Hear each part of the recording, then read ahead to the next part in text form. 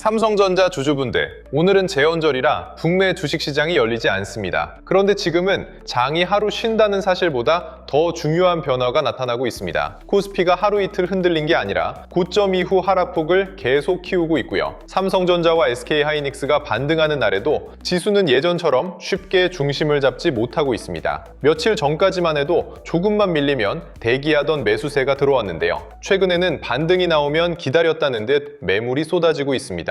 지금 시장에서 벌어지는 건 평범한 눌림인지 상승장을 이끌었던 자금이 빠져나가는 과정인지부터 구분해야 합니다. 오늘 국내 주가는 멈춰 있지만 미국 증시와 환율, 반도체주는 계속 움직입니다. 월요일 장이 열렸을 때 코스피와 삼성전자가 어느 방향으로 갈지도 이 휴장 기간에 상당 부분 결정될 수 있습니다. 이번 코스피 하락세를 하루의 악재로 설명하기는 어렵습니다. 한 번의 실적 발표나 특정 뉴스가 시장 전체를 계속 끌어내리는 상황은 아니거든요. 그동안 코스피를 빠르게 끌어올렸던 반도체와 인공지능 기대가 지나치게 앞서 나갔고요. 높은 가격에서도 계속 들어오던 자금이 어느 순간부터 수익을 지키는 쪽으로 돌아서기 시작했습니다. 기업 실적이 갑자기 무너졌다기보다 시장에 들어와 있던 돈의 태도가 달라진 겁니다. 코스피는 올해 글로벌 시장에서도 손꼽힐 정도로 빠르게 올라왔습니다. 삼성전자와 SK하이닉스를 중심으로 반도체 대형주가 상승을 이끌었고요. 자동차와 조선, 방산, 금융까지 순환매가 퍼지면서 지수 전체가 함께 올라갔습니다. 그런데 주가가 너무 짧은 기간에 크게 오르면 좋은 뉴스가 더 나와도 추가 매수가 쉽게 들어오기 어렵습니다. 이미 대부분의 투자자가 상승을 알고 있고 계좌에도 주식을 채워놓은 상태가 되기 때문입니다. 이때 작은 불안만 생겨도 새 매수보다 기존 보유자의 차익 실현이 먼저 나옵니다. 지금 코스피에서 나타나는 첫 번째 변화도 바로 반등의 지속력이 약해졌다는 겁니다. 하락한 다음날 잠시 강한 반등이 나오더라도 이전 고점을 회복하지 못하고 다시 밀리는 흐름이 반복되고 있습니다. 바닥 매수세가 전혀 없는 건 아닙니다. 다만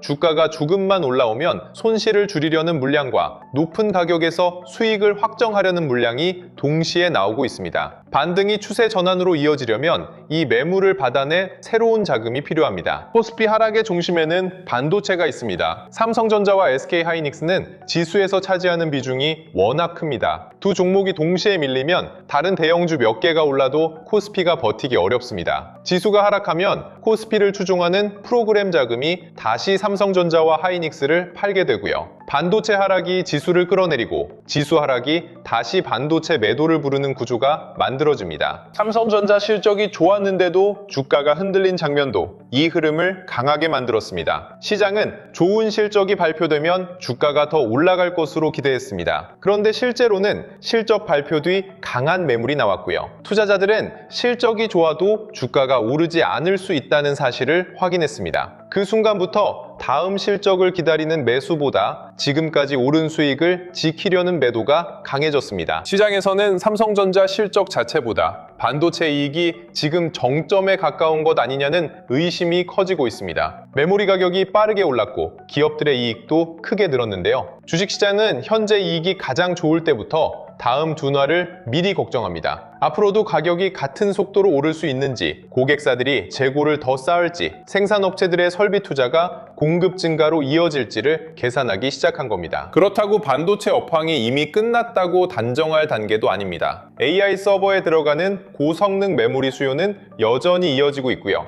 일반 서버와 모바일 제품에서도 메모리 탑재량이 증가하고 있습니다. 지금 시장이 걱정하는 건 수요가 사라졌다는 게 아닙니다. 앞으로 증가하는 수요보다 주가에 반영된 기대가 더 컸을 가능성입니다. 사업은 계속 성장해도 주가는 기대의 높이를 낮추는 과정을 겪을 수 있습니다. 삼성전자와 SK하이닉스가 올해 크게 올랐던 만큼 외국인의 수익도 상당히 커졌습니다. 외국인은 기업의 장기 전망만 보고 끝까지 보유하는 자금이 아닙니다. 주가와 환율, 국가별 비중, 다른 시장의 기회를 함께 비교합니다. 한국 반도체를 팔아도 미국이나 대만의 다른 기술주를 살 수 있고요. 위험이 높아지면 주식 자체를 줄이고 현금이나 채권으로 이동할 수도 있습니다. 최근 외국인 매도는 삼성전자 한 기업에 대한 평가만으로 설명하기 어렵습니다. 특히 외국인이 삼성전자 현물과 코스피 200 선물을 동시에 팔면 하락 압력이 훨씬 강해집니다. 현물에서는 삼성전자와 대형주를 직접 매도하고요. 선물 매도는 프로그램을 통해 코스피 구성 종목 전체의 매도로 연결될 수 있습니다. 이런 날에는 실적이 좋은 종목도 지수 매도를 피하기 어렵습니다. 월요일에 코스피가 추세를 돌리려면 삼성전자 외국인 매수뿐 아니라 선물 시장까지 함께 돌아서야 합니다. 외국인의 삼성전자 지분율이 계속 낮아지고 있다는 점도 가볍게 볼 수 없습니다. 이미 많은 물량에 팔았으니 이제 매도가 끝날 것이라고 생각할 수도 있습니다. 하지만 지분율이 낮아졌다는 건 외국인이 삼성전자를 예전만큼 적극적으로 보유하지 않고 있다는 의미이기도 합니다. 중요한 것은 지분율이 몇 %냐가 아니라 감소 속도가 멈추는지입니다. 외국인 매도가 줄고 며칠 연속 순매수가 들어오기 전까지는 하루의 반등만으로 수급 전환을 확정하기 어렵습니다. 원달러 환율도 코스피 하락세를 길게 만들 수 있는 변수입니다. 원화가 약해지면 삼성전자의 수출 실적에는 일부 도움이 됩니다. 해외에서 벌어들인 돈을 원화로 바꿀 때 금액이 커지기 때문입니다. 하지만 외국인은 주가 수익과 환율 손익을 함께 계산합니다. 삼성전자 주가가 5% 올라도 원화 가치가 그만큼 떨어지면 외국인에게 남는 수익은 줄어듭니다. 환율이 불안할 때 외국인 매수가 쉽게 돌아오지 않는 이유입니다. 미국 국채금리가 높은 상태를 유지하는 것도 기술주에는 부담입니다. 금리가 높아지면 먼 미래에 벌어들일 이익의 현재 가치가 낮아집니다. 성장 기대를 먼저 반영해 크게 오른 반도체와 인공지능 관련주의 평가가 가장 먼저 낮아질 수 있고요. 삼성전자는 국내에서는 안정적인 대형주로 보이지만 글로벌 자금 입장에서는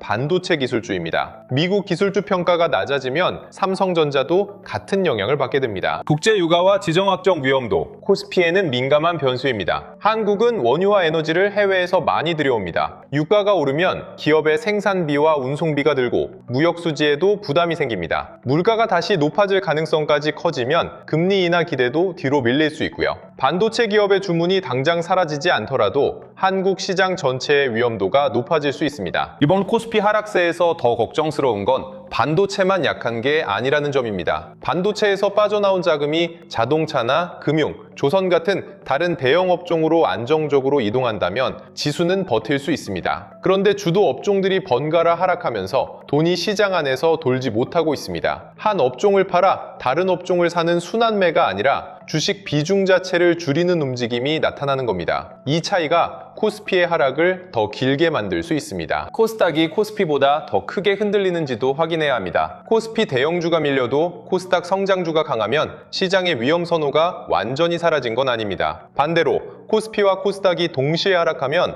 투자자들이 종목을 교체하는 게 아니라 현금 비중을 늘리는 흐름일 수 있습니다. 특히 거래대금까지 줄어든다면 저가 매수보다 추가 하락을 기다리는 사람이 많다는 의미가 듭니다. 신용 잔고와 레버리지 자금도 하락을 확대시킬 수 있습니다. 상승장이 이어질 때는 빚을 사용해도 수익이 빠르게 늘어나기 때문에 위험이 잘 보이지 않습니다. 그런데 주가가 일정 수준 이상 밀리면 담보 비율이 낮아지고요. 투자자의 판단과 상관없이 반대 매매가 나오기 시작합니다. 기업의 새로운 악재가 없어도 강제 매도가 주가를 더 낮추고 추가 하락이 다시 반대 매매를 부르는 흐름이 만들어질 수 있습니다. 최근 삼성전자와 반도체 관련 레버리지 상품의 변동폭이 커진 것도 같은 맥락입니다. 레버리지는 주가가 오를 때 수익을 빠르게 높여주지만 하락할 때 손실도 크게 늘립니다. 하락과 반등이 반복되는 구간에서는 변동성 때문에 상품 가치가 계속 줄어들 수 있고요. 삼성전자 본주가 나중에 원래 가격으로 돌아와도 레버리지 상품은 손실을 모두 회복하지 못할 수 있습니다. 장기적으로 삼성전자를 긍정적으로 보는 것과 레버리지를 계속 보유하는 것은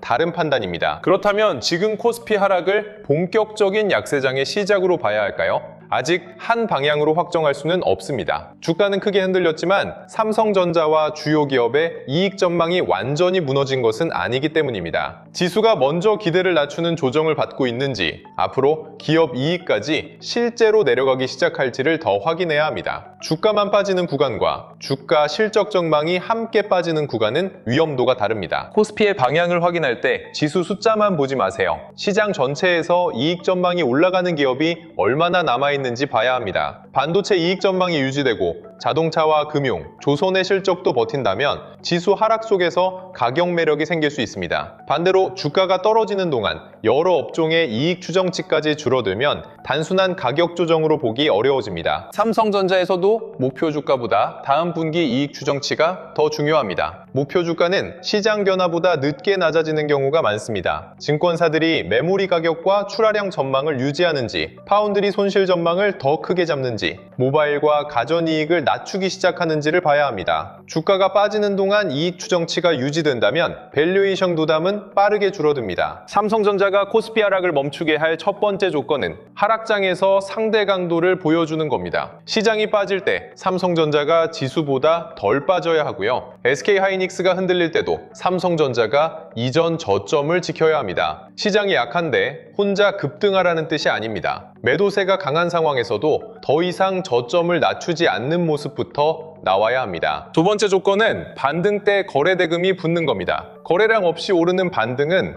매도자가 잠시 줄어든 결과일 수 있습니다. 실제 새로운 자금이 들어오는 반등은 거래량과 거래 대금이 함께 증가합니다. 삼성전자가 상승하면서 외국인과 기관이 동시에 순매수하고요. 코스피 대형주 전체로 매수가 확산돼야 지수 반등의 신뢰도가 높아집니다. 세 번째는 외국인의 매수가 하루로 끝나지 않는 겁니다. 급납투이 하루 정도는 공매도 물량을 되사는 숏커버나 단기 프로그램 매수만으로도 강한 반등이 나올 수 있습니다. 그런데 이런 자금은 주가가 조금 오르면 다시 빠져나갈 수 있습니다. 진짜 수급 전환이라면 다음 눌림에서도 외국인이 삼성전자 물량을 받아줘야 합니다. 최소한 며칠 동안 매수의 연속성이 확인돼야 합니다. 네 번째는 삼성전자만 오르는 게 아니라 시장 폭이 넓어지는 겁니다. 삼성전자가 코스피를 끌어올려도 하락 종목이 상승 종목보다 훨씬 많다면 체감 시장은 계속 약할 수 있습니다. 금융과 자동차, 조선, 소비재 같은 다른 대형 업종까지 함께 반등해야 합니다. 삼성전자의 상승이 다른 업종의 돈을 빼앗는지, 시장 전체의 불안을 낮춰 새로운 자금을 불러오는지를 구분해야 합니다. 오늘은 국내 시장이 쉬고 있지만 미국 시장은 움직입니다. 휴장 기간에 가장 먼저 확인할 것은 미국 반도체 지수입니다. 필라델피아 반도체 지수가 최근 저점을 지키고 반등한다면 국내 반도체주의 부담도 줄어들 수 있습니다. 반대로 미국 반도체주가 다시 저점을 낮추면 월요일 삼성전자에도 매도 압력이 이어질 수 있습니다. 국내 주가가 멈춰있는 동안 해외에서 만들어진 움직임이 월요일 시초가에 한꺼번에 반영됩니다. 엔비디아에서는 단순히 종가가 올랐는지만 보면 안 됩니다. 거래량을 동반해 주요 가격대를 지키는지, 장중에 밀렸다가 매수세가 다시 들어오는지, 나스닥보다 강한 흐름을 보이는지를 확인해야 합니다. 엔비디아가 안정되면 AI 투자에 대한 공포가 완화될 수 있고요. 반대로 엔비디아가 시장보다 계속 약하면 고평가 기술주에 대한 경계가 아직 끝나지 않았다는 의미가 됩니다. 마이크론은 삼성전자 메모리 업황을 판단하는데 더 직접적인 기준이 됩니다. 마이크론이 미국 기술주 하락 속에서도 버틴다면 시장이 메모리 이익 자체를 크게 의심하는 건 아닐 수 있습니다. 반대로 마이크론이 반도체 지수보다 더 강하게 밀리면 메모리 가격과 이익 정점 우려가 확대되고 있다는 신호가 됩니다. 삼성전자 국내 뉴스만 보는 것보다 마이크론의 상대 강도를 함께 보는 편이 빠릅니다. 환율도 휴장 기간 동안 반드시 확인해야 합니다. 미국 증시가 반등하더라도 원달러 환율이 급등하면 외국인 수급은 쉽게 돌아오지 않을 수 있습니다. 가장 좋은 조합은 미국 반도체주가 안정되고요. 미국 국채금리가 진정되며 원달러 환율까지 내려오는 겁니다. 여기에 월요일 외국인 선물 매수가 들어오면 코스피 하락세가 잠시 멈출 가능성이 높아집니다. 월요일 삼성전자가 갭상승으로 출발하더라도 바로 추세가 바뀌었다고 판단하면 안 됩니다. 휴장 동안 해외 시장이 반등하면 대기하던 매수가 시초가에 한꺼번에 들어올 수 있습니다. 하지만 최근 하락 과정에서 물린 투자자들도 반등을 기다리고 있습니다. 시초가가 높게 형성되면 손실을 줄이려는 매도가 나올 수 있고요. 첫 1시간 동안 시가를 지키면서 외국인 매수가 계속되는지를 확인해야 합니다. 개파락으로 출발한다고 바로 공포를 가질 필요도 없습니다. 국내 시장이 쉬는 동안 발생한 해외 변화를 한 번에 반영하면서 시초가가 과도하게 낮아질 수 있습니다. 개파락 뒤 외국인 선물 매도가 줄고 프로그램이 매수로 전환된다면 빠른 회복이 나올 수 있고요. 반대로 개파락 이후에도 거래 대금이 증가하면서 저점을 계속 낮추면 코스피 하락세가 아직 끝나지 않은 겁니다. 보합권에서 시작하면 월요일 장중 수급이 방향을 결정합니다. 해외 변수의 변화가 크지 않았다는 의미이기 때문에 삼성전자 자체 매물과 외국인 움직임이 더 중요해집니다. 장 초반 매도를 소화하고 고점을 높인다면 매수세가 가격을 인정하기 시작한 것이고요. 거래 대금 없이 저점 쪽으로 밀리면 투자자들이 아직 더 더 낮은 가격을 기다리고 있다는 의미입니다. 지금 삼성전자를 보유하고 계신 분들은 매수가부터 확인하지 마세요. 삼성전자가 내 계좌에서 차지하는 실제 비중을 먼저 봐야 합니다. 삼성전자만 보유한 것처럼 보여도 SK하이닉스와 반도체 장비주, 반도체 3장지수 펀드가 함께 들어있을 수 있습니다. 종목 이름은 다르지만 같은 뉴스와 같은 외국인 수급에 움직인다면 사실상 한 방향에 투자한 겁니다. 최근 코스피 하락세에서 반도체 중소형주는 삼성전자보다 더 크게 흔들릴 수 있습니다. 삼성전자는 유동성이 충분해 하락장에서도 매수와 매도가 원활합니다. 하지만 장비와 소재 종목은 투자 심리가 약해지면 매수 호가가 빠르게 줄어들 수 있습니다. 삼성전자가 조금만 밀려도 중소형 반도체주는 그보다 몇 배 큰 폭으로 움직일 수 있고요. 계좌에 종목 수가 많다는 이유만으로 분산 투자가 된 것은 아닙니다. 신규 매수를 기다리는 분들은 코스피가 많이 떨어졌다는 사실만 보고 한 번에 들어가면 안 됩니다. 첫 번째 물량은 최근 저점이 지켜지는지 확인하는 물량이고요. 두 번째는 외국인 현물과 선물이 동시에 돌아서는지 확인한 뒤 접근해야 합니다. 마지막 물량은 코스피와 삼성전자가 하락 과정에서 만들어진 주요 매물대를 거래대금과 함께 넘어설 때 사용하는 편이 안정적입니다. 시장의 바닥을 정확히 맞히는 것보다 방향이 확인될 때까지 자금을 남겨두는 게 중요합니다. 주식 투자를 하다 보면 제일 답답한 순간이 찾아옵니다. 계좌에 종목은 여러 개 들어있는데 뭐부터 손대야 할지 순서가 헷갈리고요. 손실이 크게 난 종목을 더 버텨야 할지, 지금 물을 타야 할지, 아니면 일부를 먼저 줄여야 할지 판단이 안 서는 순간이 오거든요. 특히 지금처럼 코스피 전체가 하락세를 보이면 개별 종목의 문제가 아니라 계좌 구조에서 위험이 커질 수 있습니다. 그래서 이번에는 보유 종목 화면을 캡처해서 올리기만 하면 내 계좌가 어느 종목에 과도하게 몰려 있는지, 손실은 어디에 집중되어 있는지, 그리고 어떤 종목부터 먼저 점검해야 하는지 우선순위까지 보여주는 무료 포트폴리오 진단 리포트를 준비해놨습니다. 현재 사용하고 있는 증권사 앱의 잔고 화면만 올리면 되고요. 종목명과 평가 금액, 수익률을 자동으로 읽어서 계좌의 비중과 손실 구간을 정리해줍니다. 삼성전자 비중은 크지 않아 보여도 SK하이닉스와 반도체 장비주, 반도체 상장지수 펀드와 레버리지 상품을 합치면 계좌가 한 방향에 몰려 있을 수 있습니다. 손실률이 가장 큰 종목보다 계좌에서 차지하는 금액이 가장 큰 종목을 먼저 점검해야 하는 경우도 있고요. 종목 이름만 나열하는 게 아니라 실제 계좌에 미치는 영향을 기준으로 우선순위를 확인할 수 있게 만든 겁니다. 종합점수와 계좌 등급, 가장 큰 비중을 차지한 종목, 종목별 비중 그래프까지 한눈에 확인하실 수 있어요. 특정 종목을 무조건 사라거나 팔라고 찍어주는 방식이 아니라요. 내 계좌 구조를 객관적으로 펼쳐놓고 무엇부터 점검해야 할지 순서를 잡아주는 무료 진단이라고 보시면 됩니다. 진단 결과를 본 뒤 조금 더 구체적인 기준이 필요한 분들은 결과 화면 안에서 전문가 추가 점검도 신청하실 수 있습니다. 현재 계좌 상태와 현금 비중, 손실 구간을 바탕으로 하락장이 끝난 뒤 관심 있게 볼 히든 종목군, 상장 지수펀드 매매 정보와 대응 기준, 현재 보유 종목에 대한 추가 점검, 그리고 상승장에서 수익을 기대할 수 있는 종목군과 하락장에서 대응할 수 있는 방법까지 함께 안내받으실 수 있습니다. 여기에 세력단가 지지선 계산기, 글로벌 AI 자금 순환맵, 보조지표 템플릿, 실전 매매 전략 노트, 시크릿 책자 3권과 주도주 알림센터까지 함께 보실 수 있게 준비해놨습니다. 그리고 다른 채널처럼 신청만 받아놓고 나중에 연락드리겠습니다. 순서대로 안내해드리겠습니다. 며칠 기다리시면 보내드리겠습니다. 이런 방식이 아니에요. 신청 버튼을 누르시면 바로 무료 포트폴리오 진단 페이지로 연결되고요. 기다릴 필요 없이 그 자리에서 보유 종목 화면을 올려 직접 확인해 보실 수 있습니다. 화면 아래 구독과 좋아요 버튼 눌러주시고요. 댓글창에 구독 완료라고 남겨주세요. 설명란이나 고정 댓글에 있는 링크로 들어가 신청하시면 지금 바로 무료 포트폴리오 진단부터 확인해 보실 수 있습니다. 오늘 국내 시장은 쉬고 있지만 코스피 하락세를 만든 변수들은 멈춰 있지 않습니다. 미국 반도체주의 움직임과 원달러 환율, 국채금리, 국제유가는 계속 새로운 가격을 만들고 있습니다. 월요일에 삼성전자가 잠깐 반등하는지만 보지 마세요. 최근 저점을 지키는지, 외국인이 현물과 선물을 함께 사는지, 삼성전자에서 시작된 매수가 다른 코스피 대형주로 퍼지는지를 보셔야 합니다. 코스피의 하락세가 끝났다는 신호는 지수가 하루 크게 오르는 게 아닙니다. 반등한 뒤 다시 눌렸을 때도 저점이 높아지고 외국인 매수가 이어지며 상승 종목의 숫자가 함께 늘어나는 겁니다. 삼성전자가 그 흐름의 중심을 다시 잡는 날부터 코스피도 진짜 반전을 준비할 수 있습니다.